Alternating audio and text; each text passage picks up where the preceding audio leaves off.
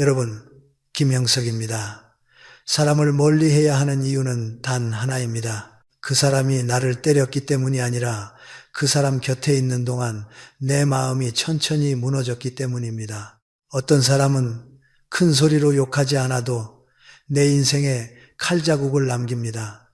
그 칼은 대개 손이 아니라 말에 들려 있습니다. 그리고 더 무서운 점은 그 말이 늘 좋은 말처럼 포장되어 나온다는 겁니다.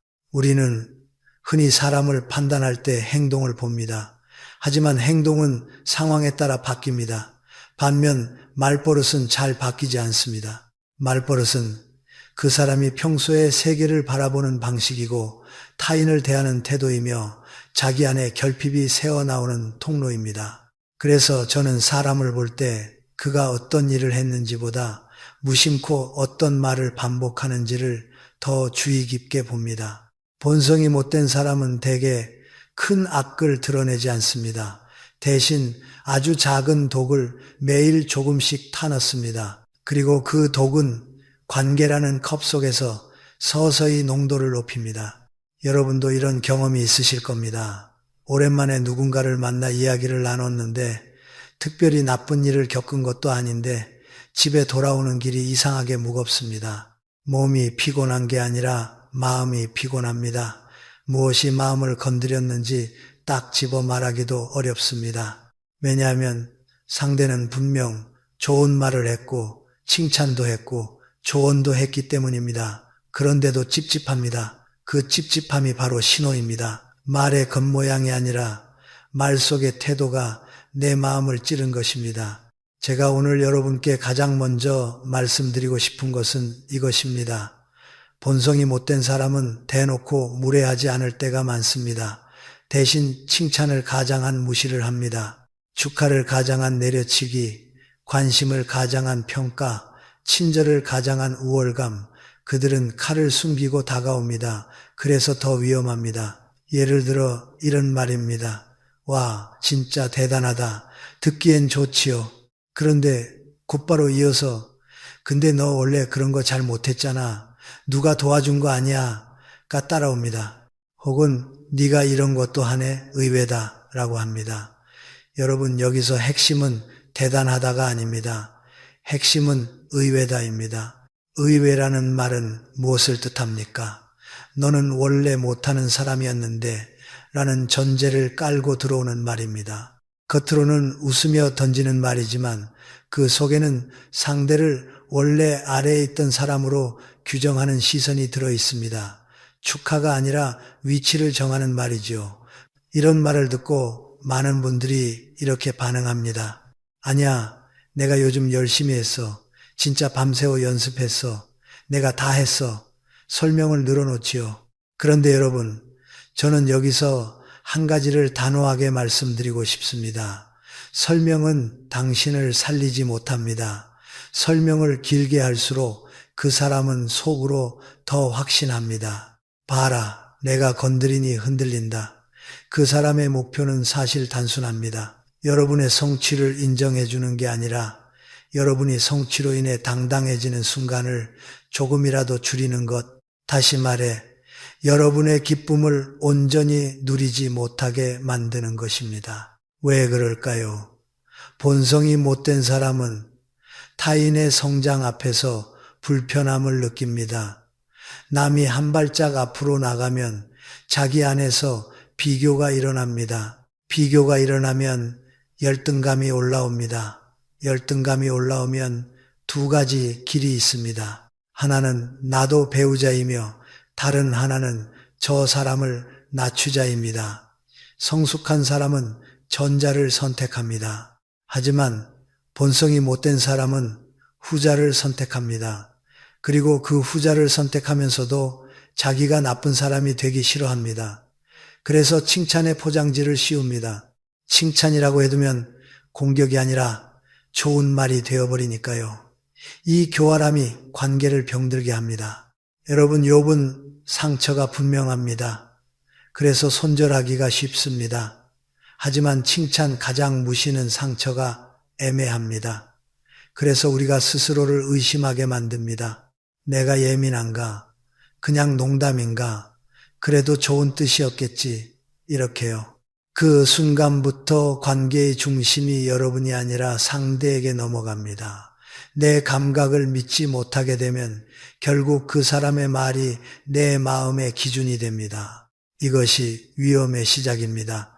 본성이 못된 사람은 아주 잘 알고 있습니다. 사람은 정면 공격보다 애매한 공격에 더 오래 시달린다는 것을요.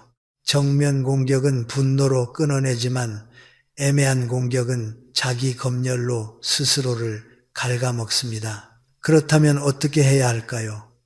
저는 3가지 원칙만 기억하시라고 말씀드립니다. 첫째, 칭찬인데 마음이 불편하면 그건 칭찬이 아닙니다. 우리는 칭찬을 들으면 마음이 따뜻해져야 합니다. 그런데 칭찬을 들은 후 마음이 오히려 얼어붙고 내가 작아진 느낌이 들고 집에 돌아와 계속 그 말을 곱씹게 된다면 그 말은 이미 칭찬의 기능을 잃었습니다. 말은 기능으로 판단해야 합니다. 상대가 웃었는지가 아니라 내 마음이 어떻게 변했는지로 판단해야 합니다. 둘째, 반응은 짧고 단단하게 하십시오. 누가 도와준 거 아니야? 아니요, 제가 했어요. 여기서 끝입니다. 의외다. 그럴 수도 있죠. 또는 저도 하면 합니다. 이 정도면 충분합니다. 여러분이 길게 설명할수록 대화는 인정받기 위한 재판이 됩니다.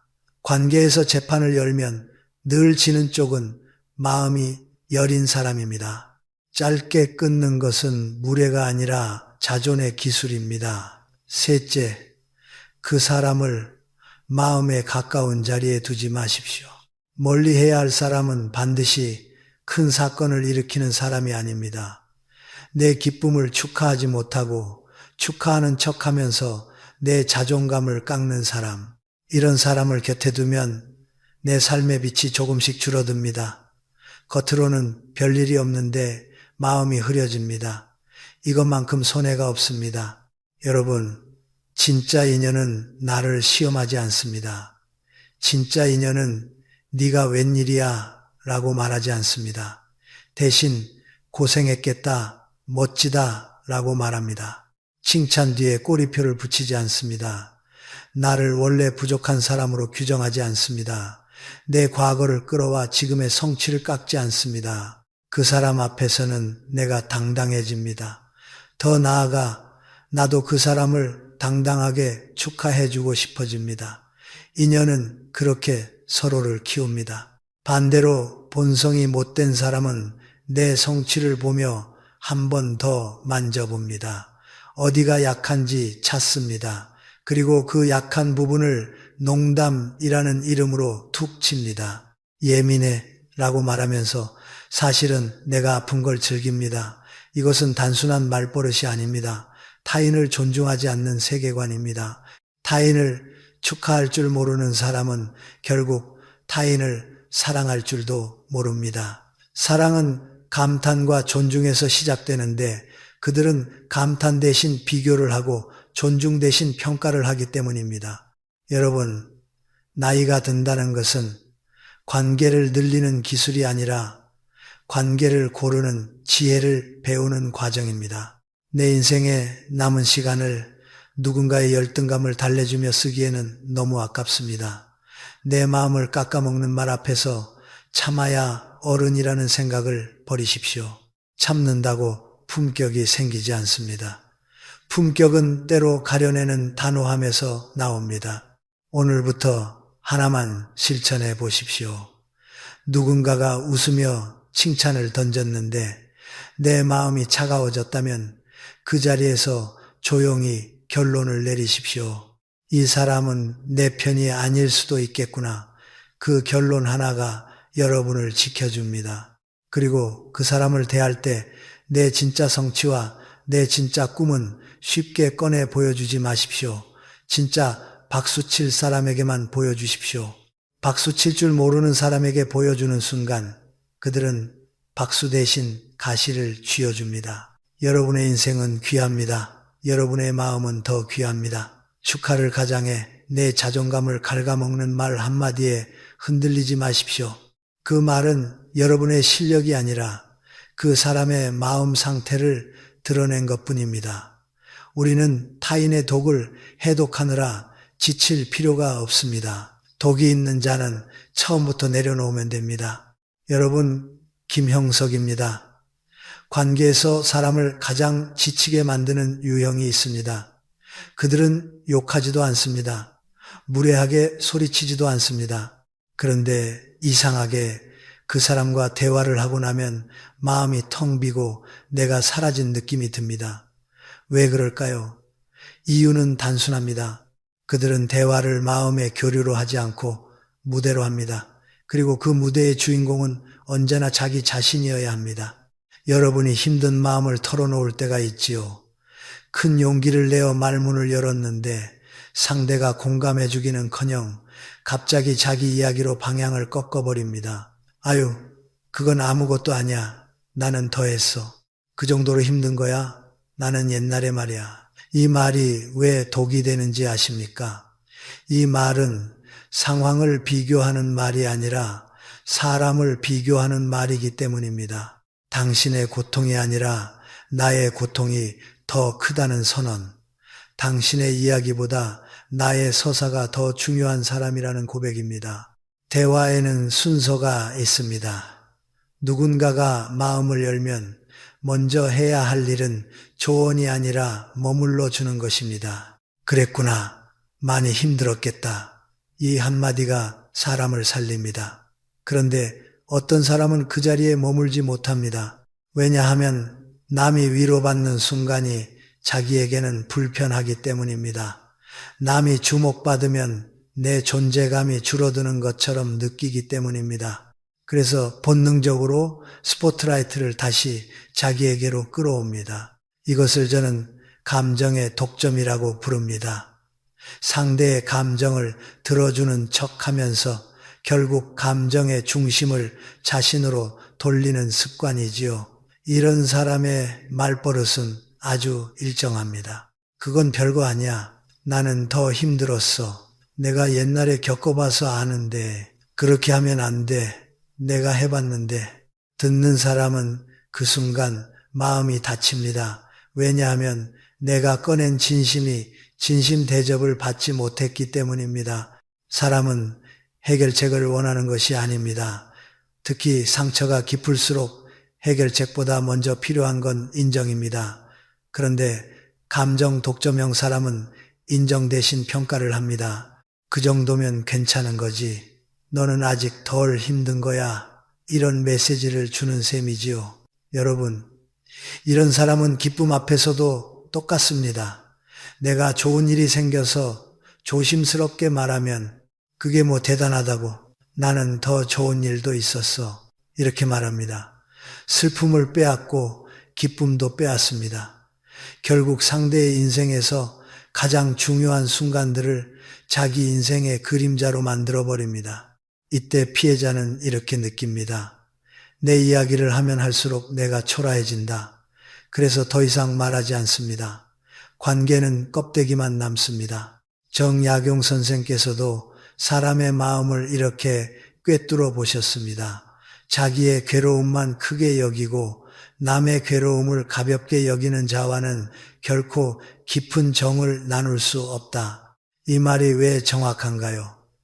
깊은 정이라는 것은 결국 한 사람이 다른 사람의 마음에 자리를 내어주는 능력에서 생깁니다. 그런데 감정 독점형 사람은 자리를 내어주지 않습니다. 그들의 마음에는 늘 내 이야기만 앉아 있습니다. 그러니 당신의 마음이 앉을 자리가 없습니다. 여러분, 이런 사람과 대화를 오래 하면 어떤 일이 생길까요? 첫째, 내 감정이 점점 작아집니다. 내가 느끼는 게 별건가 하고 스스로를 축소합니다. 둘째, 내 말이 점점 짧아집니다. 어차피 말해도 빼앗기니까요. 셋째, 관계가 위로가 아니라 노동이 됩니다. 만나면 내가 들어줘야 하고, 내가 맞장구 쳐야 하고, 내가 기운을 내어줘야 합니다. 그러면 결국 마음이 마릅니다. 그렇다면 어떻게 해야 할까요?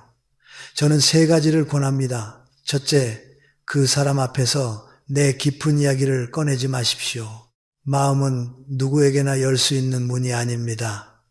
문을 열려면 그 안에 방을 존중할 줄 아는 사람이 필요합니다. 감정 독점형 사람은 방을 존중하지 않습니다. 들어오자마자 가구를 자기 마음대로 옮겨버립니다. 그러니 중요한 이야기는 아끼십시오. 그 사람에게는 날씨 이야기, 건강 이야기, 가벼운 근황 정도만 나누는 것이 좋습니다. 둘째, 대화를 뺏길 때는 멈추는 기술을 쓰십시오. 상대가 나는 더했어로 들어오면 길게 반응하지 마십시오. 그랬군요. 그런 일도 있으셨군요. 짧게 받고 다시 내 이야기로 돌아오려 애쓰지 마십시오. 왜냐하면 그 자리에서 싸우듯 내 이야기 되찾기를 하면 당신만 더 지치기 때문입니다. 그 사람은 애초에 대화의 균형을 원하지 않습니다. 셋째, 나 자신도 경계하십시오. 우리가 나이가 들면 내 경험이 늘어납니다. 경험이 늘어나면 자꾸 말하고 싶어집니다.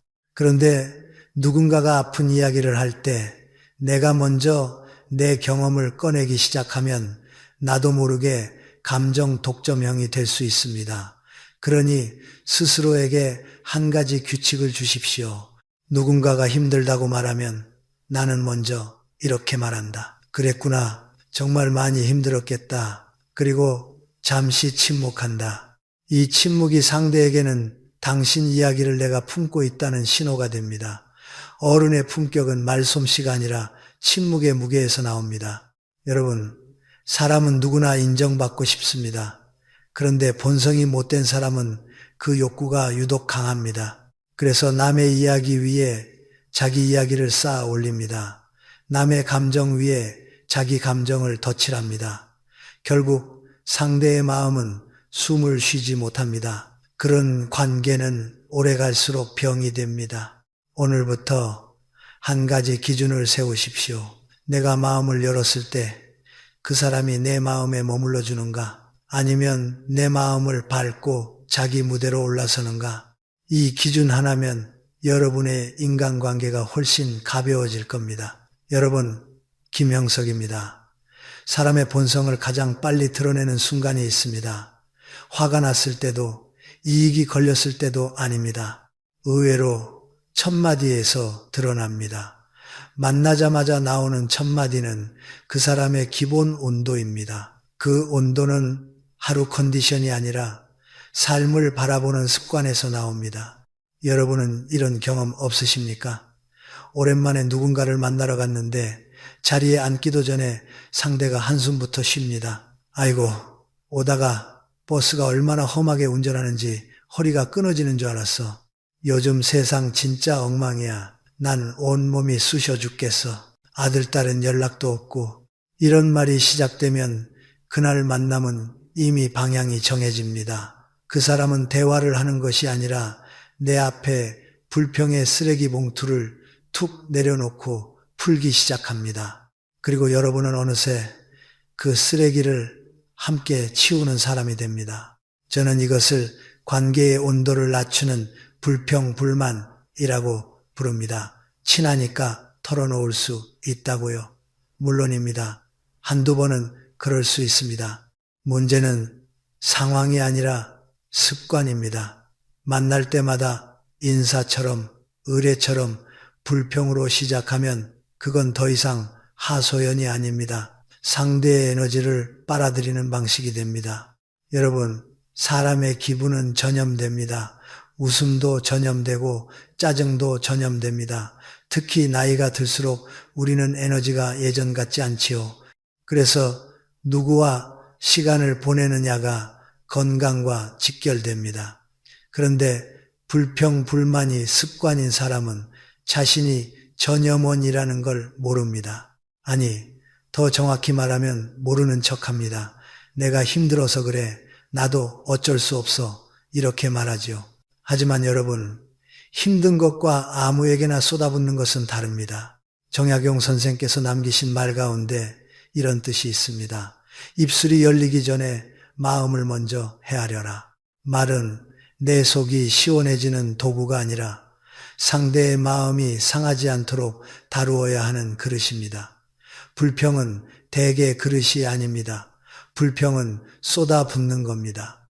상대가 받아낼 준비가 되어 있는지, 지금 그 자리가 그런 자리인지 조금도 살피지 않습니다. 심리학에서는 이런 사람들을 흔히 에너지 뱀파이어라고 부릅니다. 왜냐하면 그들은 스스로 부정적 감정을 소화할 능력이 약하기 때문입니다. 속이 답답하면 스스로 풀어야 하는데 그러지 못합니다. 대신 누군가를 붙잡고 말로 쏟아냅니다. 그리고 상대가 맞장구 치고 위로해주면 잠시 편해집니다. 하지만 그 편안함은 자기 안에서 생긴 것이 아니라 남의 에너지를 빌려온 것입니다. 그러니 만날 때마다 반복됩니다. 여러분이 지치는 이유가 바로 여기에 있습니다. 여러분, 특히 중요한 것은 첫 5초의 법칙입니다. 대화의 첫 마디가 불평으로 시작되면 듣는 사람의 뇌는 즉시 경계 모드로 들어갑니다. 스트레스 호르몬이 올라오고 표정이 굳고 마음이 다치기 시작합니다. 상대는 그냥 습관이라고 하지만 여러분의 몸은 이미 반응합니다. 그래서 집에 돌아오면 머리가 아프고 어깨가 무겁고 괜히 기운이 빠집니다. 말이란 그렇게 몸을 건드립니다. 더 큰 문제는 이런 사람과 오래 지내면 여러분도 모르게 세상을 부정적으로 보는 습관이 옵는다는 겁니다.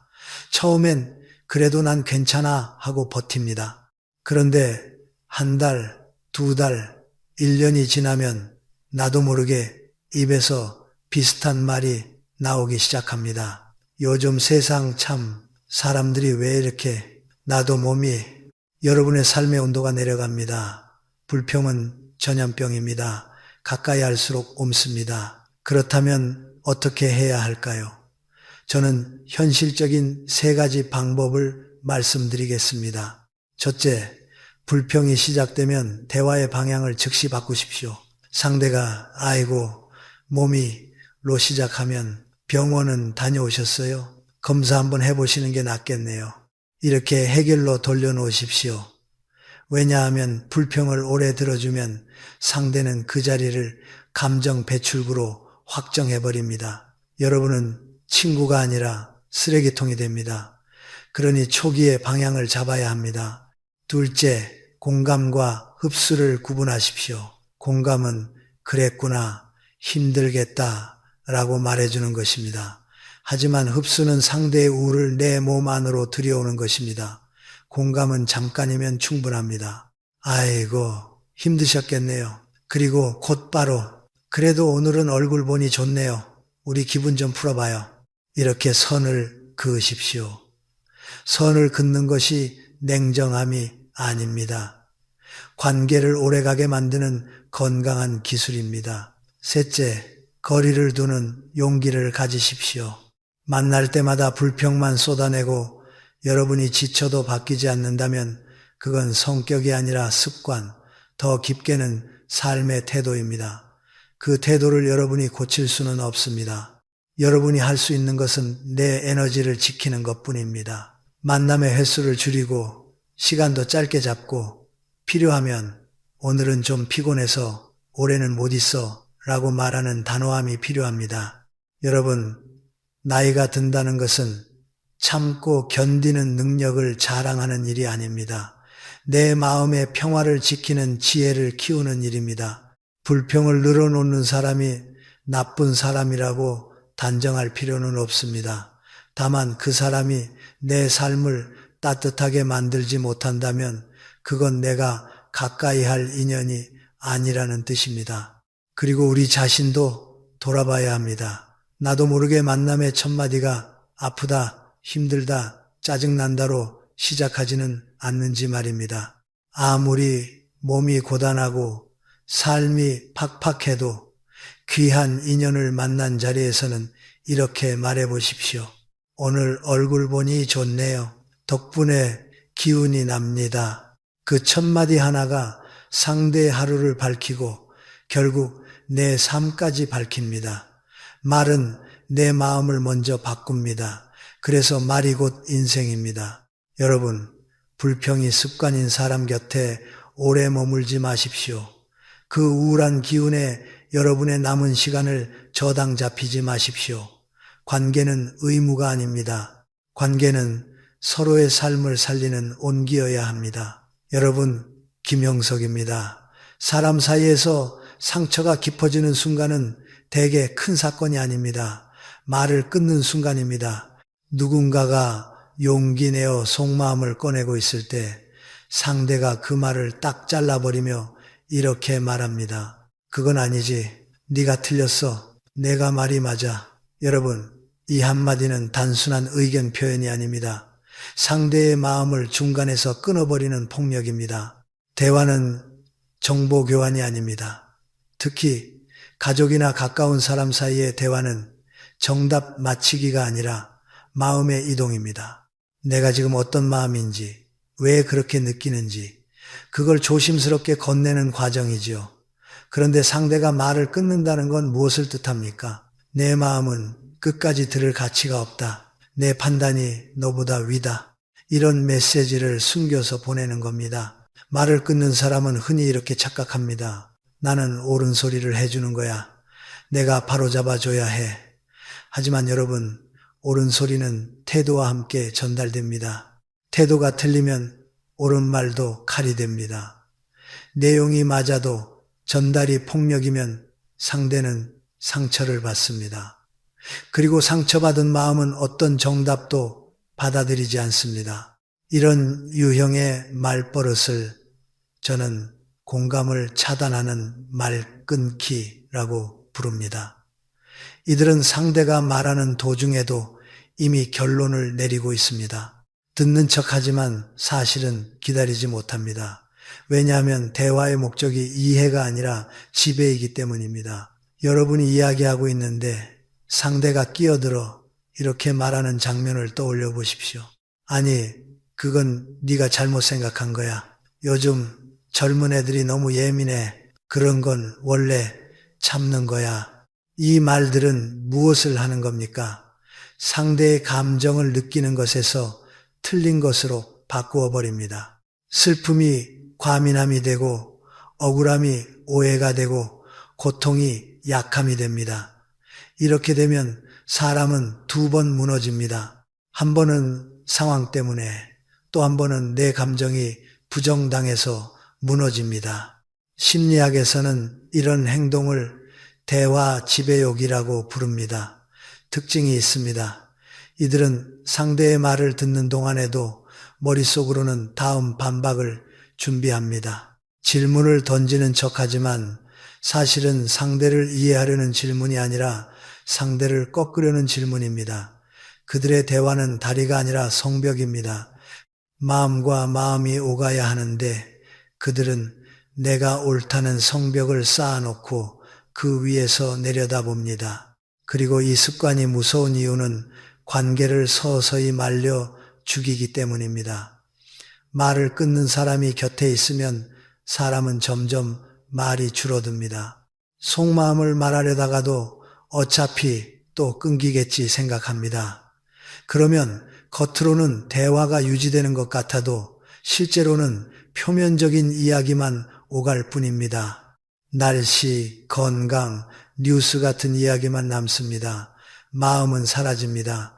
관계는 껍데기만 남습니다. 정약용 선생이 남긴 말이 있습니다. 말하는 이가 끝맺지 않으면 듣는 이도 끝까지 들어야 한다. 그것이 사람을 대하는 예의 첫걸음이다. 이 말은 단순히 예절 이야기가 아닙니다. 사람의 마음이 안전하다고 느끼는 조건을 말해주는 겁니다.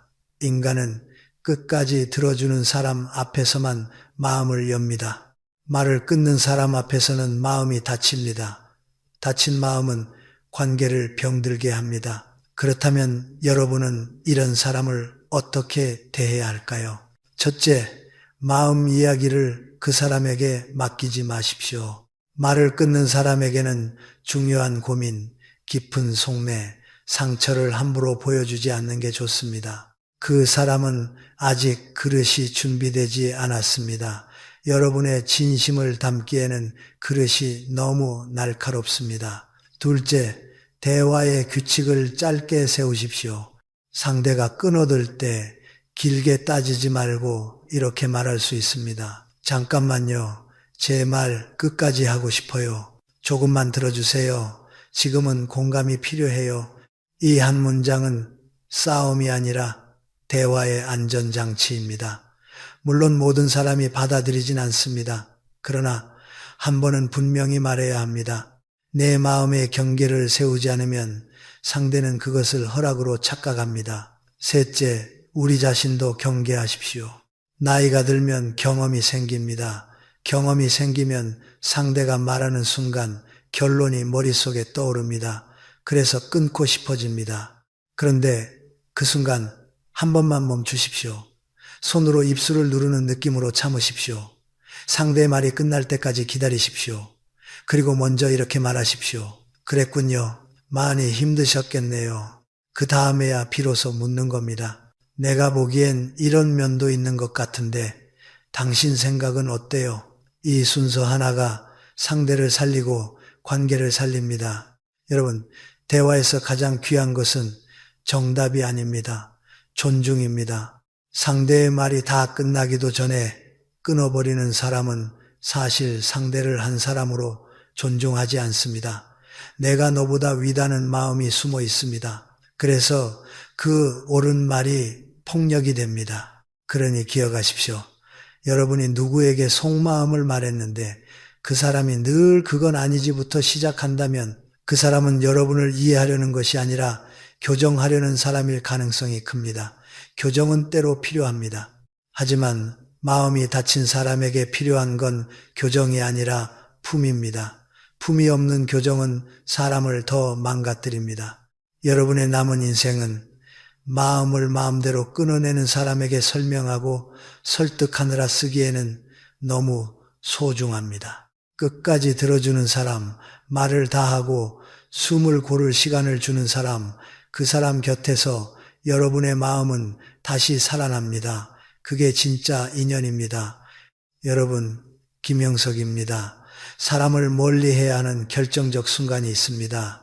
그 사람이 나를 노골적으로 비난했을 때가 아닙니다. 오히려 현실을 말해주는 척하면서 내 가능성을 꺾어버릴 때입니다. 겉으로는 조언처럼 들리는데 듣고 나면 마음이 축 처지고 내가 한없이 초라해지는 말이 있습니다. 현실적으로 생각해봐. 그 나이에 그게 되겠어? 괜히 돈 낭비, 시간 낭비하지 마.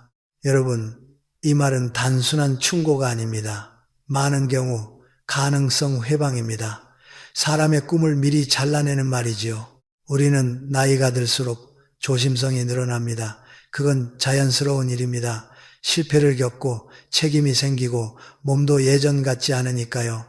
그런데 바로 그 조심성을 이용해 남의 도전을 막는 사람들이 있습니다. 그들은 늘 걱정이라는 가면을 씁니다. 걱정하는 척하면서 사실은 내가 새롭게 빛나는 꼴을 못 보겠다는 마음이 숨어 있을 때가 많습니다. 그래서 저는 이런 유형을 현실주의자로 위장한 가능성 회방꾼이라고 부릅니다. 여러분이 무언가 새 계획을 말할 때를 떠올려 보십시오. 은퇴 후 작은 자격증을 따보겠다. 새로운 취미를 시작해 보겠다. 건강을 위해 뭔가 배워보겠다. 혹은 작은 일이라도 해보고 싶다. 이런 말은 사실 허풍이 아니라 살아있음의 증거입니다. 사람은 계획이 있을 때 눈빛이 살아납니다. 그런데 회방꾼은 그 눈빛을 제일 먼저 꺼뜨립니다. 말은 이렇게 시작하지요. 야, 내가 다 알아. 현실은 냉정해. 요즘 젊은 애들도 안 되는데 너라고 되겠어. 그런 거 해봐야 소용없어. 그 순간 여러분의 가슴에서 작은 불씨가 꺼지는 걸 느끼셨을 겁니다.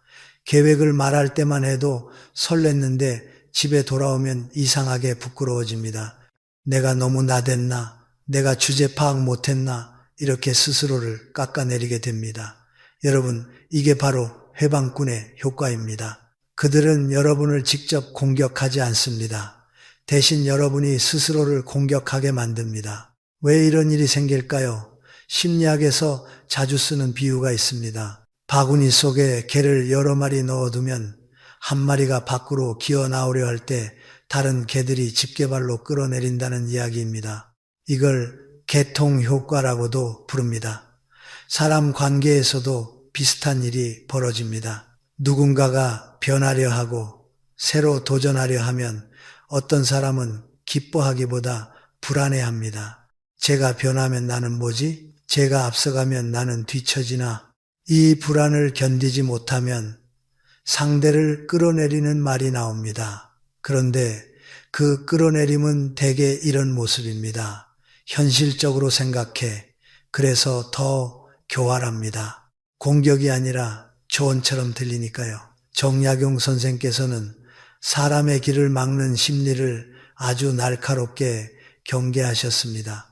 남의 길을 함부로 막지 말라. 그 길이 내 길이 아니라 하더라도 그것이 그의 길일 수 있기 때문이다. 이 말씀은 단순한 덕목이 아닙니다. 인생 후반에 특히 중요한 원칙입니다. 나이가 들면 길은 더 줄어드는 게 아니라 오히려 더 다양해집니다. 어떤 사람은 60에 시작한 일이 70의 인생을 살립니다.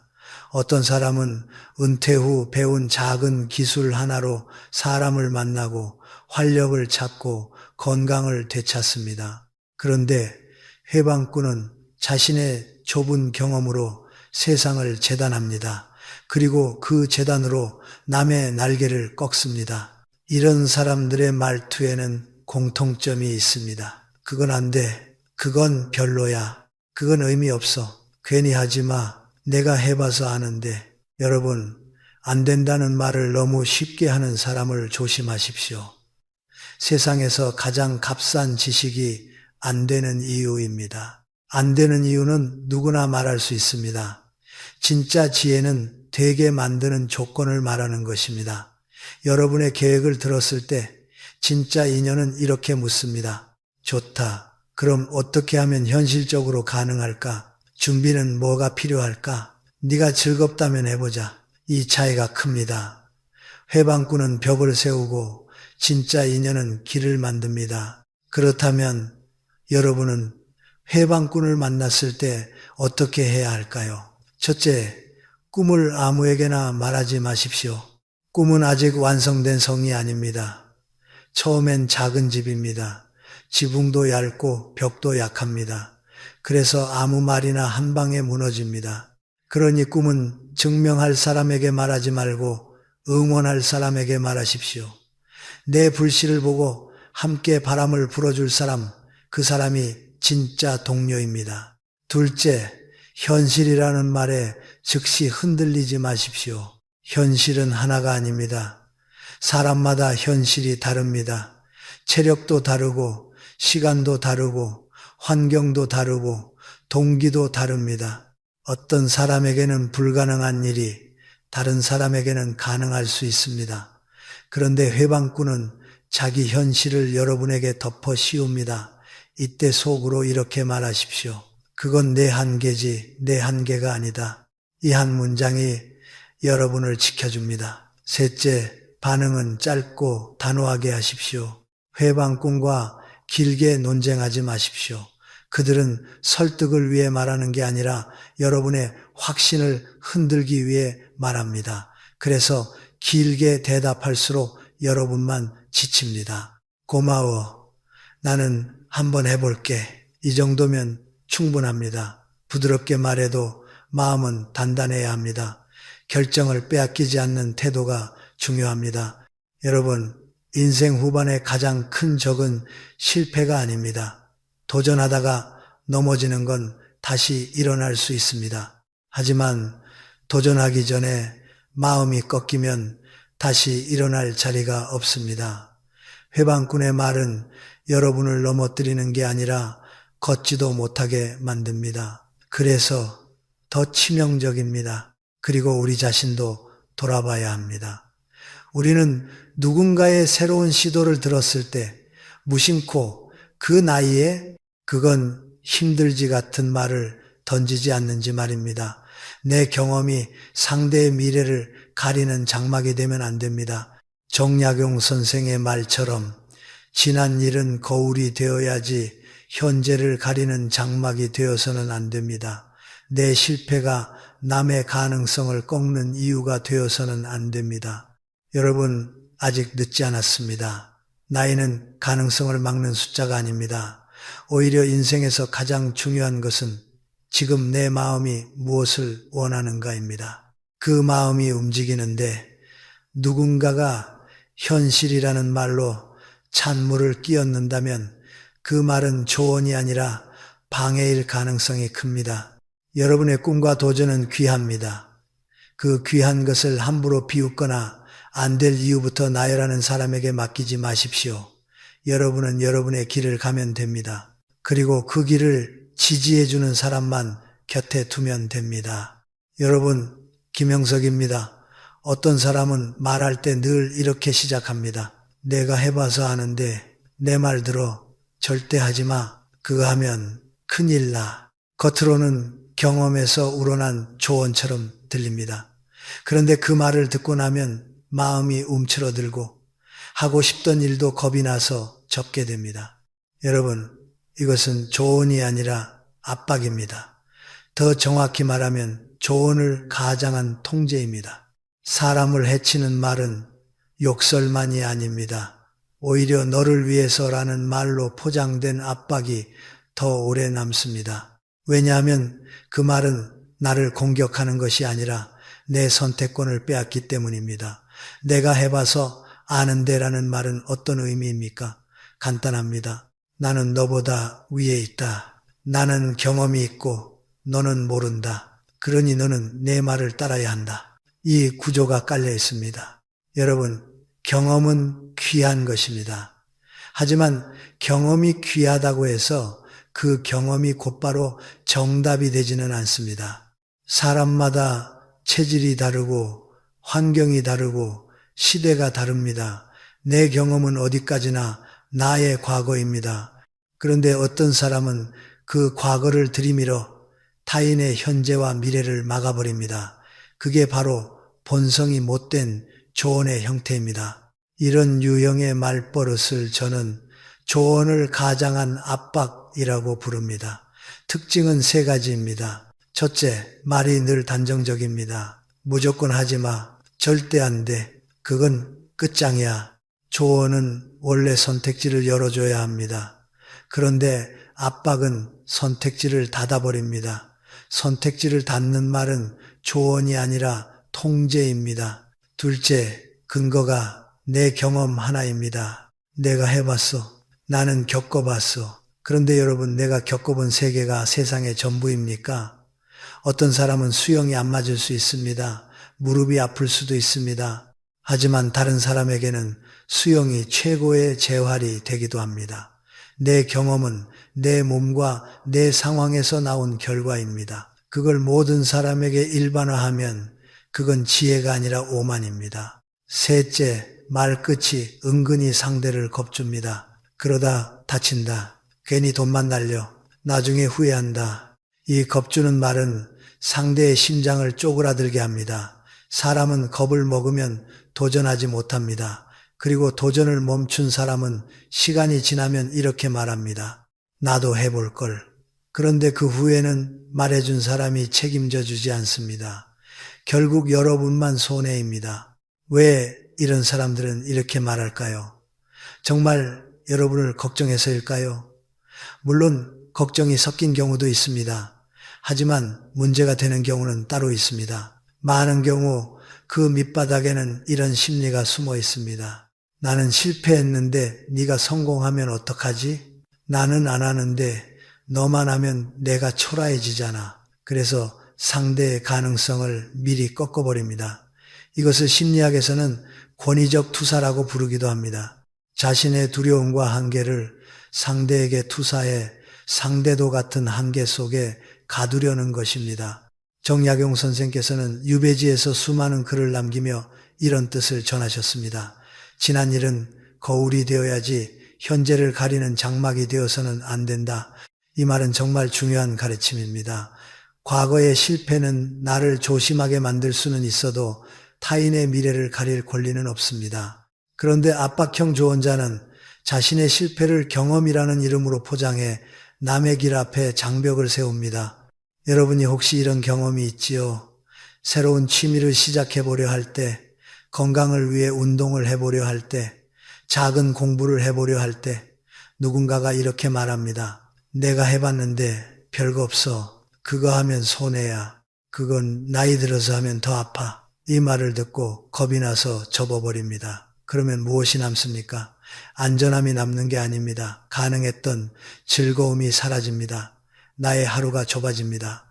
그리고 시간은 계속 갑니다. 여러분, 인생 후반의 가장 큰 손실은 돈이 아니라 가능성의 소멸입니다. 그럼 이런 사람을 만났을 때 어떻게 해야 할까요? 첫째, 그 사람의 말에서 압박을 분리해내십시오. 절대 하지 말라는 말 속에는 사실 이런 정보가 있을 수 있습니다. 내 경우에는 힘들었다. 그 정도입니다. 그러니 이렇게 번역하십시오. 당신은 힘들었구나. 하지만 나는 다를 수 있다. 이 번역이 여러분을 지켜줍니다. 둘째, 대답은 짧게 선택권은 내 손에 쥐십시오. 고마워요. 참고할게요. 나는 내 속도로 한번 알아볼게요. 이 정도면 충분합니다. 여기서 설득하려 들지 마십시오. 압박형 조언자는 토론을 통해 결론을 내는 사람이 아니라 결론을 이미 정해놓고 밀어붙이는 사람입니다. 길게 말할수록 여러분만 흔들립니다. 셋째, 검증은 사람이 아니라 현장에서 하십시오. 누군가가 수영은 안 돼 라고 말하면 한번 체험 수업을 들어보십시오. 그건 돈 낭비야 라고 말하면 작은 비용으로 시작해 보십시오. 압박형 조언자는 대개 가능성을 막는 데는 열심이지만 검증에는 관심이 없습니다. 그래서 여러분이 직접 확인해야 합니다. 작은 실험이 가장 안전한 길입니다. 그리고 여러분, 우리 자신도 조심해야 합니다. 나도 모르게 누군가에게 내가 해봐서 아는 대로 시작하고 있지는 않은지 말입니다. 조언의 품격은 내 경험을 말하는 데 있지 않습니다. 상대의 선택권을 존중하는 데 있습니다. 진짜 어른은 이렇게 말합니다. 내 경험은 이랬어. 하지만 너한텐 다를 수도 있어. 한번 알아보고 네가 결정해.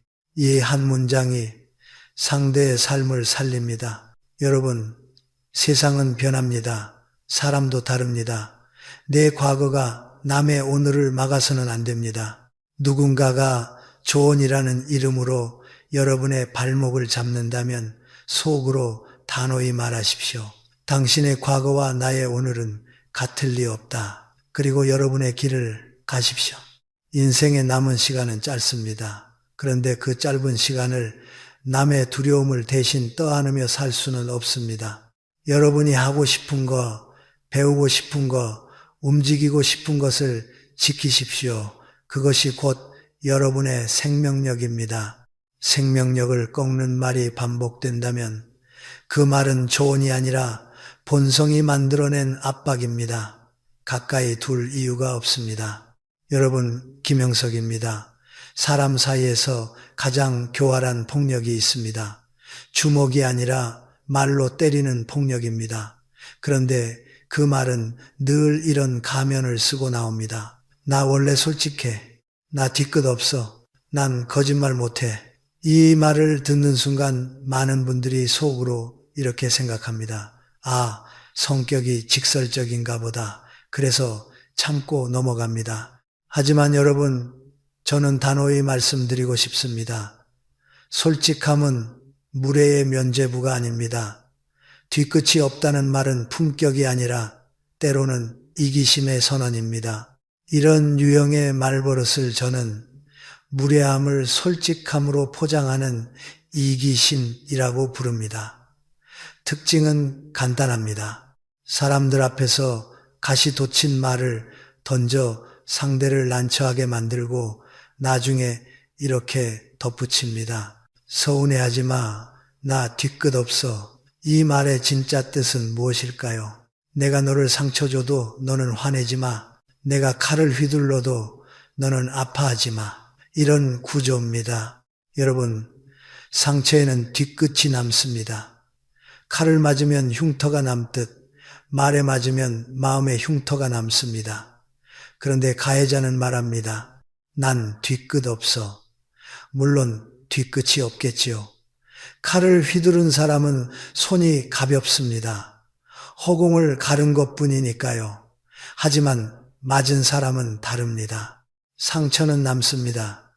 그 상처를 예민함으로 몰아붙이는 것이 바로 이 유형의 잔인함입니다. 예를 들어 보겠습니다. 모임에 갔는데 새 옷을 입고 나온 사람에게 이렇게 말합니다. 너 그 옷은 좀 아니다. 너무 화려해. 얼굴이 더 나이 들어 보여. 사람들 다 듣는 자리에서 말이죠. 그리고는 웃으며 한마디 더 합니다. 난 솔직한 거 알잖아. 여러분, 이건 솔직함이 아니라 공개망신입니다. 조언이 아니라 권력 과시입니다. 내가 너를 평가할 수 있는 위치에 있다는 걸 보여주는 행동이지요. 공자는 예가 아니면 말하지 말라고 했습니다. 말에는 기준이 있어야 합니다. 기준은 진실 여부가 아니라 상대의 마음을 살리는가입니다. 진실이라도 사람을 죽이면 칼입니다. 진실이라도 사람을 망신 주면 폭력입니다. 그런데 솔직함을 내세우는 사람은 이 기준이 없습니다. 오직 자신의 감정 배출만 있습니다. 내가 하고 싶은 말 했으니 시원하다. 그게 끝입니다. 그 시원함의 대가를 상대가 치르는 구조입니다. 정약용 선생께서도 말의 품격을 이렇게 말씀하셨습니다. 말을 할 때는 상대의 마음을 먼저 헤아려야 하니 내 입이 시원한 것보다 상대의 귀가 평안한 것이 먼저다. 이 말은 인간관계의 핵심을 찌릅니다. 품격은 할 말 다 하는 용기가 아니라 해야 할 말과 하지 말아야 할 말을 가리는 절제에서 나옵니다. 참는 것이 약함이 아닙니다. 오히려 참는 것이 강함입니다. 그런데 무례를 솔직함으로 포장하는 사람은 더 교활합니다. 그들은 미리 이렇게 말해둡니다. 나 뒤끝 없어. 이 말은 상대를 두 겹으로 묶습니다. 첫째, 상처받아도 말하지 말라는 묶음. 둘째, 상처받았다고 말하면 예민한 사람으로 만들겠다는 묶음. 그래서 피해자는 침묵합니다. 침묵하면 어떻게 될까요? 그 사람은 더 대담해집니다. 봐라, 이 정도 말해도 괜찮네. 그리고 다음엔 더 센 말을 합니다. 결국 여러분의 마음은 너덜너덜해집니다.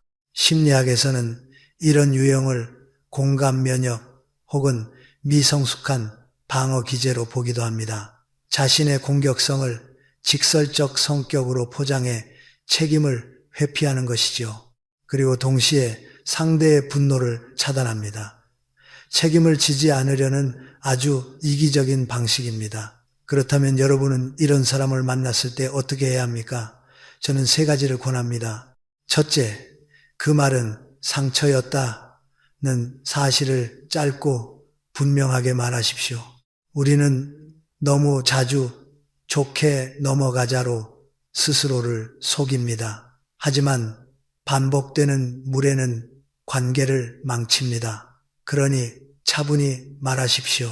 당신은 뒤끝이 없을지 몰라도 나는 상처가 남았습니다. 이 문장은 공격이 아닙니다. 사실을 말하는 겁니다. 무례한 사람은 대개 상대가 침묵할 때만 강합니다. 상대가 차분히 경계를 세우면 주춤합니다. 둘째, 공개적인 자리에선 즉시 선을 그으십시오. 사람들 앞에서 망신을 주는 말이 나오면 웃으며 넘기지 마십시오. 웃으면 허락이 됩니다. 이럴 때는 담담하게 이렇게 말할 수 있습니다. 그 말은 지금 여기서 듣기 불편하네요.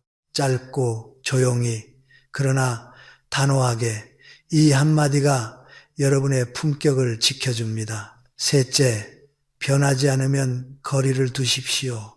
한번 말해도 바뀌지 않고 오히려 왜 예민해, 농담도 못 받아로 나온다면 그 사람은 배려할 마음이 없는 겁니다. 그 사람은 여러분을 존중하지 않습니다. 그런 인연을 붙잡고 정이라는 이름으로 참아줄 이유가 없습니다. 인연은 참는다고 깊어지지 않습니다. 존중이 있을 때만 깊어집니다. 여러분, 솔직함은 따뜻해야 합니다. 솔직함은 상대를 살리기 위해 진실을 전하는 것입니다. 하지만 무례한 솔직함은 상대를 깎아내리기 위해 진실을 휘두르는 것입니다. 같은 진실이라도 목적이 다릅니다. 목적이 다르면 그것은 다른 행위입니다. 전자는 약이고 후자는 독입니다. 그리고 우리 자신도 돌아보십시오. 혹시 나도 모르게 난 솔직해서 그래 라는 말로 누군가를 찌르고 있지는 않은지 말입니다. 말이란 한 번 던지면 주워 담을 수 없습니다. 상대의 마음에 꽂힌 대못은 쉽게 빠지지 않습니다.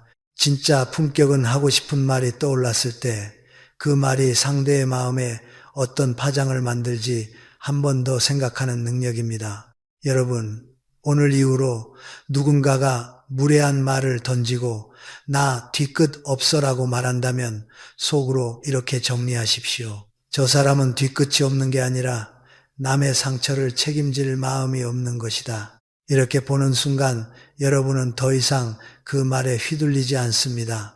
그리고 그 사람과의 거리를 지킬 힘이 생깁니다. 여러분의 마음은 귀합니다. 그 마음을 함부로 긁어놓고도 솔직함이라는 말로 도망치는 사람에게 내 인생의 자리를 내주지 마십시오.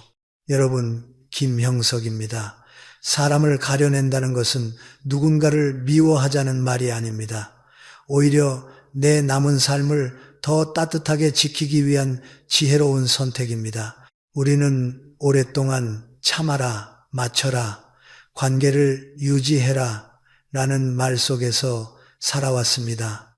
특히 나이가 들수록 그래도 정이 있지 않냐, 이 나이에 사람 잃으면 안 된다 라는 말에 더 쉽게 묶입니다. 그런데 여러분, 저는 단호히 말씀드리고 싶습니다.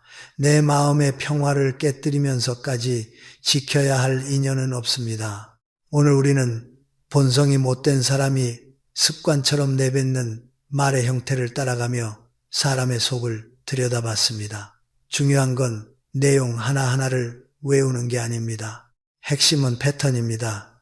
그들의 말에는 공통된 결이 있습니다. 남을 축하하는 듯 하면서 깎아내리고, 남의 슬픔을 듣는 듯 하면서 빼앗고, 만남의 첫마디로 관계의 온도를 떨어뜨리고, 대화의 흐름을 끊어 상대의 마음을 막아버리고, 현실이라는 이름으로 가능성을 꺾고, 경험이라는 이름으로 선택권을 빼앗고, 솔직함이라는 이름으로 상처를 던집니다. 모두 다르게 보이지만 뿌리는 같습니다.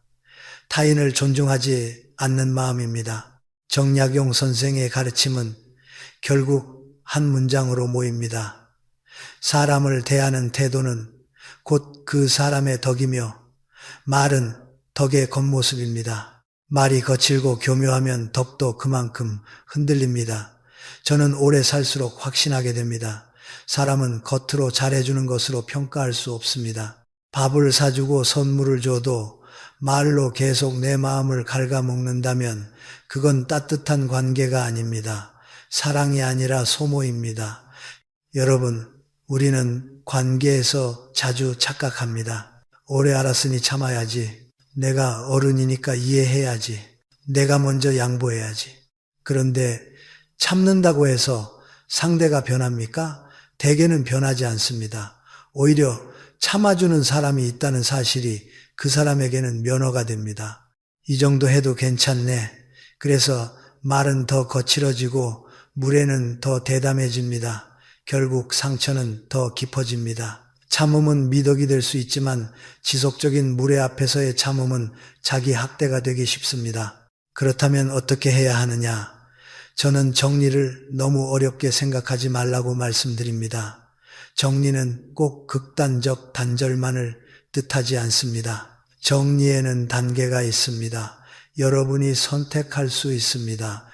첫째, 거리의 정리입니다. 만나는 횟수를 줄이는 것, 연락을 늦게 받는 것, 대화 시간을 짧게 하는 것, 이것만으로도 관계의 독성이 크게 약해집니다. 가까울수록 상처가 깊어지니 거리를 조절하는 것부터 시작하면 됩니다. 둘째, 주제의 정리입니다. 그 사람에게 내 중요한 이야기, 내 꿈, 내 약점, 내 가족 문제를 꺼내지 않는 것, 날씨, 건강, 가벼운 근황 정도만 나누는 것. 사람은 자신을 지켜야 합니다. 진심은 아무에게나 주면 안 됩니다. 특히 말로 찌르는 사람에게 진심을 주면 그 진심이 약점이 됩니다. 셋째, 경계의 정리입니다. 불편한 말이 나올 때 짧고 단호하게 선을 긋는 것. 그 말은 불편하네요. 그건 지금 듣기 힘듭니다. 제 선택은 제가 하겠습니다. 이런 문장은 싸움을 키우는 말이 아니라 관계를 건강하게 만드는 말입니다. 경계가 없는 관계는 결국 한쪽이 무너집니다. 넷째, 인연의 정리입니다. 말을 해도 바뀌지 않고 경계를 세워도 비웃고 반복적으로 상처를 준다면 그때는 더 분명한 선택이 필요합니다. 관계는 두 사람이 함께 지키는 것입니다. 한 사람이 계속 무너뜨리면 그 관계는 이미 한쪽만의 노력으로 유지되는 불균형입니다. 불균형은 오래 갈수록 여러분만 병들게 합니다. 여러분, 저는 나이가 들수록 가장 중요한 능력은 사람을 이해하는 능력과 함께 사람을 가릴 줄 아는 능력이라고 생각합니다. 이해는 넓혀주지만 가림은 지켜줍니다. 이해만 있고 가림이 없으면 결국 여러분의 마음은 누구에게나 열려 있다가 누구에게나 닫힙니다. 가림은 차가움이 아니라 자기 보호입니다. 그리고 꼭 하나 더 말씀드리고 싶은 것이 있습니다. 우리가 멀리해야 할 말버릇을 가진 사람이 주변에 있다는 사실은 우리가 더 잘못해서가 아닙니다. 인생에는 누구에게나 그런 사람이 스쳐 지나갑니다. 문제는 그 사람 때문에 내가 나를 잃는 것입니다. 여러분의 인생을 빛나게 하는 사람은 여러분이 말하지 않아도 마음을 알아줍니다. 여러분의 인생을 흐리게 하는 사람은 여러분이 말해도 마음을 밟습니다. 이 차이를 알아차리는 순간 여러분의 관계는 달라집니다. 오늘부터 아주 작은 실천 하나만 하십시오. 사람을 만났을 때 그 사람이 어떤 말을 했는지보다 내 마음이 어떤 상태가 되었는지를 관찰하십시오. 만나고 난 뒤 마음이 따뜻해지는 사람, 숨이 편해지는 사람, 나답게 말할 수 있는 사람, 그런 사람 곁에 시간을 더 쓰십시오. 반대로 만나고 난 뒤 마음이 무거워지는 사람, 이상하게 자존감이 내려가는 사람, 괜히 내가 초라해지는 사람, 그런 사람 곁에서는 시간을 아끼십시오. 우리의 시간은 한정되어 있습니다. 정약용 선생은 오래 산다는 것을 많이 겪는 것이 아니라 많이 이해하는 것이라고 보셨습니다. 저는 여기에 한 문장을 덧붙이고 싶습니다. 많이 이해한다는 것은 더 좋은 인연을 선택할 줄 아는 눈이 생긴다는 뜻이라고 말입니다. 우리는 무조건 품어주는 사람이 되기 위해 사는 것이 아닙니다. 내 마음을 지키며 내 삶을 따뜻하게 채우기 위해 사는 것입니다. 여러분, 이제는 타인의 무례한 말에 밤잠 설치지 마십시오. 내가 잘못했나 하고 스스로를 깎아내리지 마십시오. 그건 여러분의 문제가 아니라 그 사람의 품격의 문제일 때가 많습니다. 여러분은 충분히 귀합니다. 여러분의 남은 시간은 충분히 소중합니다. 그 귀한 시간으로 여러분을 축하해 주는 사람들, 여러분의 슬픔에 머물러 주는 사람들, 여러분의 가능성을 응원해 주는 사람들로 곁을 채우십시오. 오늘의 한 문장으로 마무리하겠습니다. 인연은 늘리는 것이 아니라 가려서 남기는 것입니다. 그것이 어른의 지혜이고 남은 인생을 평안하게 만드는 길입니다.